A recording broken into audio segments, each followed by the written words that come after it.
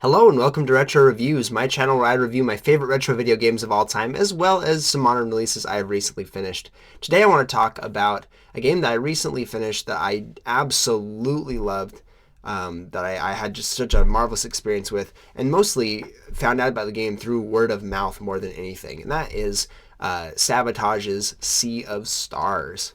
Now, I never played The Messenger. I think I played a little bit of it back in the day. I think it was free on Epic Games one day. I got it on my laptop.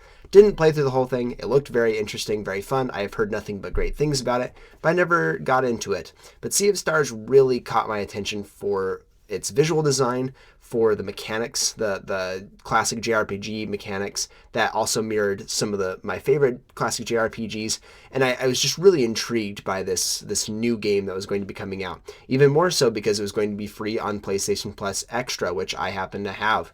So I was like, you know what? Launch day, new game. That's getting great reviews, great word of mouth from everywhere. I saw tons of videos on it from big YouTubers that really talked its praises up. Got a lot of hype. Outsold its expectations by a mile. I was just really intrigued by this new experience, so I got it, and I was not disappointed. Sea of Stars, like I said previously, is a kind of a love letter to classic JRPGs. It's something like a classic Final Fantasy, like Mario RPG Legend of the Seven Stars. It feels like something you would play on the Super Nintendo, but with so many modern sensibilities that it feels so nice to play today as well. It's really fantastic. So if you are a fan of classic JRPGs, specifically from that Super Nintendo era, again, Chrono Trigger, Final Fantasy, Mario RPG, then you will almost certainly love Sea of Stars. I've seen a couple random news outlets cover it that have talked about, put it on their like top 20 games of all time, or of this year, excuse me, of this year, and say that it has some weaker writing and things. And I just want to really put my thoughts out about it because I found my experience with Sea of Stars to be something really unique and special. From the very get-go, you take control of two characters that are solstice warriors. They are born on the winter and the summer solstice, respectively. And these two happen to be born within half a year of each other. They were born in the same year. And these solstice warriors are trained up to fight these evil beasts known as dwellers, that are these monsters, these creatures that will someday become world eaters and take out human life as you know it. So it's a really big job, and they are trained from once they're really really little. I think they're around 10 years old, something like that, when they're called up to the Zenith Academy to start training to become, fully fledged solstice warriors, and they do that for a very long time. Maybe they're 10 years old, maybe they're younger, but they're there, I believe, for 10 years up in Zenith Academy. And they're trained, and they go through grueling training to learn how to hone the magic within them and to become better warriors themselves. It's really cool. They also have a best friend that was constantly there for them, even when they were away at the academy and couldn't be visited by their friend. He snuck up food to them. He did his very best to come and try and see them. His name is Garl. He's fantastic. One of the coolest NPCs in the game, one of the coolest playable characters by far. Probably the best character in the entire game, if we're being honest. He is a stalwart friend from the very beginning. He even defends them and loses his eye at the very beginning of the game, trying to defend his friends when they get into a situation that's too dangerous for them to handle. But as time progresses, they finally get to the point where they need to move on and from their training and go and finally do their final trial to figure out how to use this new thing called using magic without magic. They have the magic within them that they use, their classic MP attacks like Zale uses magic and Valere uses moon magic. But they have a new mechanic where if you damage an enemy, you can utilize the magic that's left on the ground. So you can use magic without using the magic within you. It's a really interesting mechanic. It goes a long way in making the game more interesting. But I'll talk about mechanics in just a little bit. Garl ends up joining them and decides that he wants to help them as much as he can. He knows he's not a solstice warrior, but he says, I'm going to be there for you through the trip. I will do everything I can to help you guys. And as they get further on, he becomes more and more integral to the story. as do their other companions that join them throughout this game. There end up being four additional companions. So you've got Zale, Valere, the main two characters, the Solstice Warriors. You can pick either of them to control. It doesn't really matter. The game progresses exactly the same either way.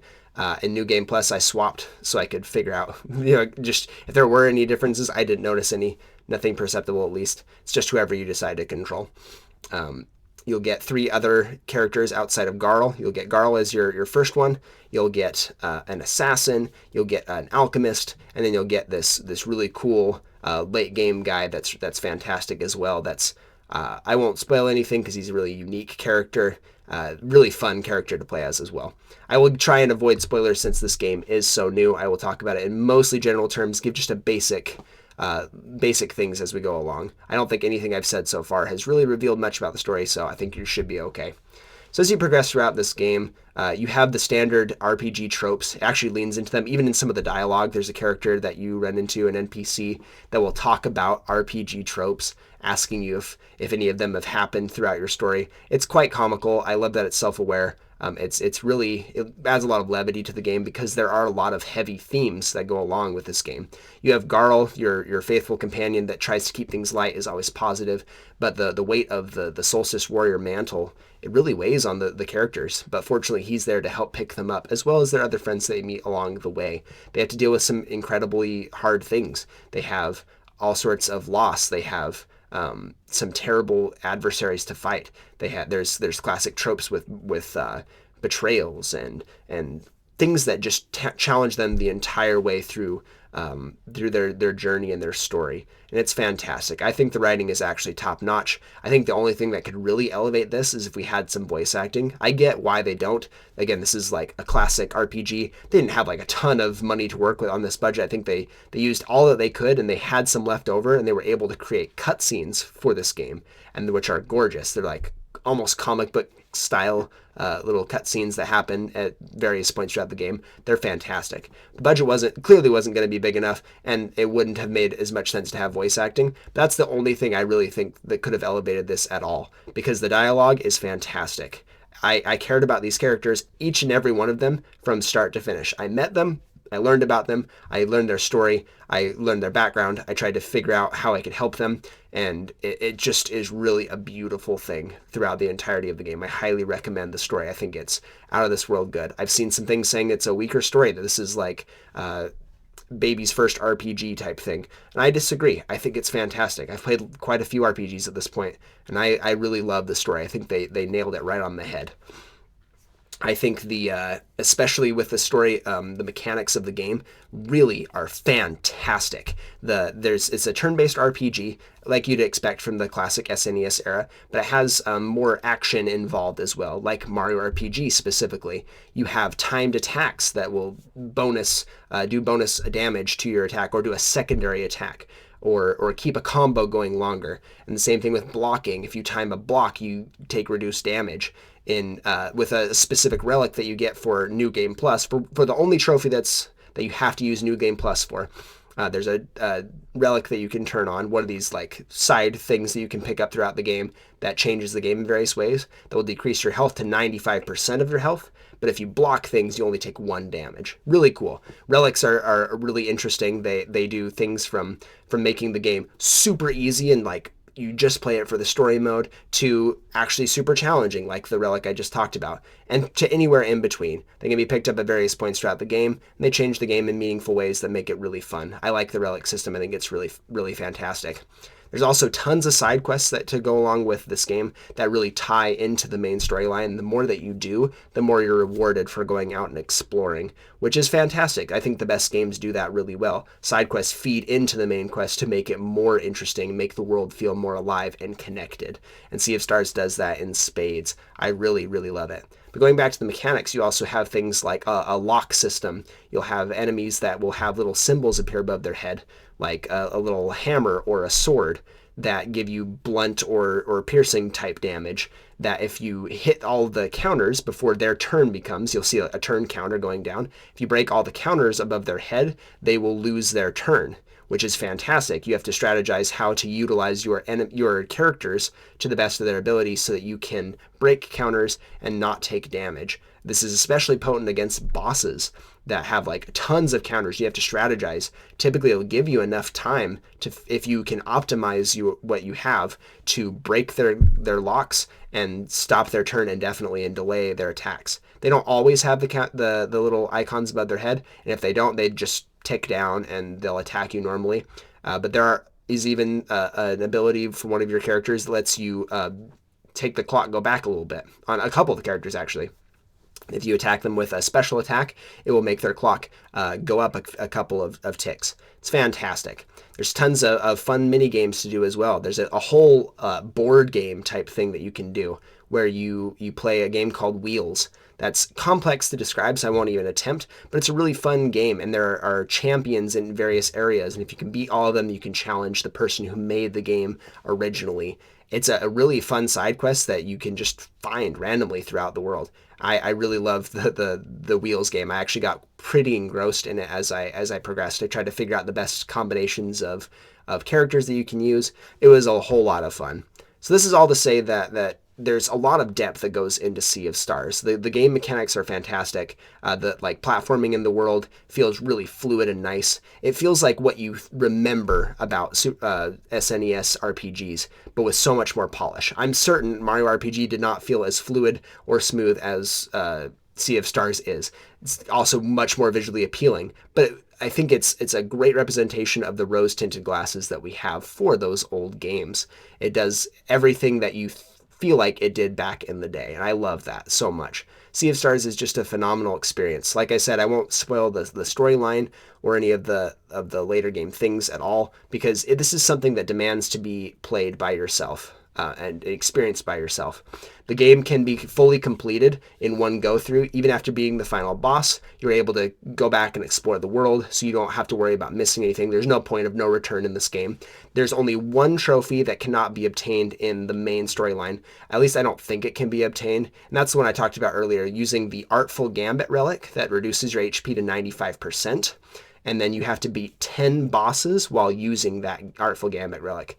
This almost certainly requires you to go through a New Game Plus, which I was able to do just recently. I barely finished the game today, actually finishing the final trophy. I finished the full game about a week ago, I think, with every single achievement. And let me tell you, aside from the Artful Gambit trophy that you need to get the final platinum trophy, everything else is 100% worth your time. Doing a full completion of this game in a single playthrough is absolutely recommended. You will miss out on so much extra stuff that doesn't take a whole lot of extra time that will reward you constantly for doing it, and you'll get rewarded with some pretty wonderful things, story related, that just enhance the experience tenfold, hundredfold even. It's 100% worth your time. If you want to, and then you'll only have one trophy left to go for the full completion. You have to go through about 5.5 extra hours of play on a New Game Plus to get through the 10 main bosses. And I was burning through it. I was skipping dialogue. I was still having a good time. I kept the Artful Gambit relic on the entire time. You only have to have them on for the bosses as far as I'm aware, but I kept it on the entire 5.5 hours to make combat more interesting. You keep all your weaponry, all your bonuses, all your level ups from your original playthrough, which makes breezing through the game really fun. It actually makes the boss encounters a really good challenge because you're just figuring out how can I kill them in one turn so I don't have to worry about blocking or potentially dying, losing one of my characters right away. It's a really fun thing. One thing I didn't mention earlier is that you can swap characters freely throughout your combat sequences without taking a full turn. So if you have a lock on a boss or an enemy, you can switch between characters to get them out immediately, which is also super cool. Mechanically, it's a great addition to something where you normally would lose your turn swapping out a character in a classic RPG. So if you're going for full completion, just know that a New Game Plus with an extra 5.5 hours or so is going to be required to get that final trophy, which for me is just a little maddening. For a completionist at least. But everything else about this game, I truly say this without reservation, Sea of Stars is a perfect game. I don't know what else they could have improved on. It's just phenomenal. I loved it from start to finish. The characters are marvelous. The story is fantastic. The combat is wonderful and engaging. It adds so many spins to classic RPG formulas, and I just can't recommend it enough. I give Sea of Stars a platinum rank and my highest recommendation, especially for those that love classic JRPGs. Thank you so much, and I will see you on the next one.